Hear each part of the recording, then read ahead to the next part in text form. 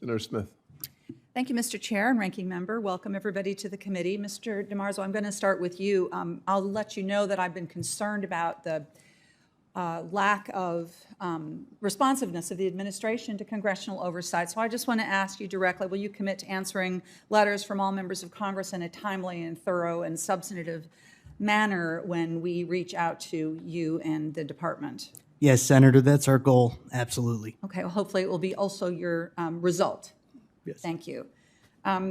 Let me ask you also about an issue that's very important to Minnesota. Last October, an affordable housing nonprofit in Minnesota signed a $3.8 million grant contract with HUD through the Green and Resilient Retrofit Program. This was a big deal because it meant that this nonprofit was able to make upgrades to the facility that was in dire need of them, boilers that needed to be replaced, windows that were broken. This is a place where people live, and it was not up to par in any way whatsoever. So then, of course, what happened is that at the behest of DOGE, this grant was terminated and created a lot of ruckus, what was going to happen. Now then, since then, HUD has resumed processing some of these awards as a result of a court order, but this grantee in my home state has not been able to get the funds.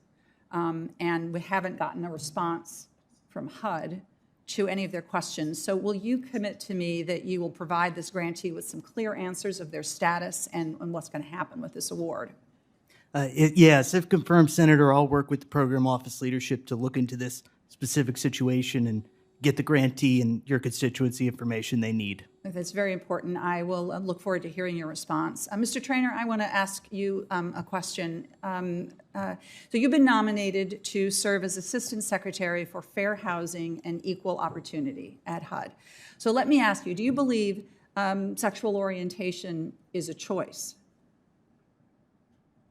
Thank you for the question, Senator. Yeah,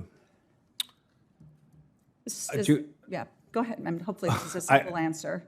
Yeah, Senator, it's as I'm going to be leading the Office of Fair Housing and Equal Opportunity, if confirmed, and enforcing the Fair Housing Act as written by Congress.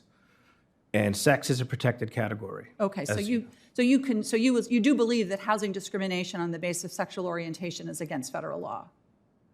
Well, under Title VII, through the Bostock case, right. Sexual orientation is covered within the protected class.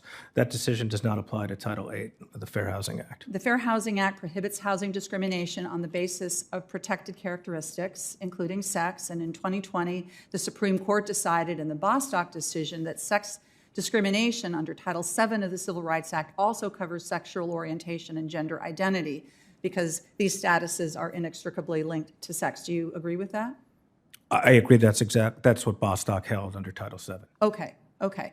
Mr. Traynor, do you believe that gender identity is a choice?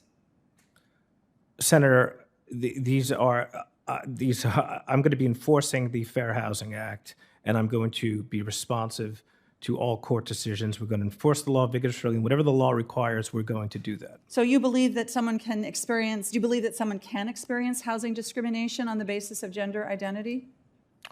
Senator, I believe that people have all types of reasons why they do things, but the protected characteristics of Title VIII is what we'll be enforcing vigorously. So I can count on you to enforce the Fair Housing Act when it comes to gender identity. Is that what you're telling Americans today? I am telling you, Senator, that you can count on me to enforce the Fair Housing Act as written by Congress and all court decisions interpreting it.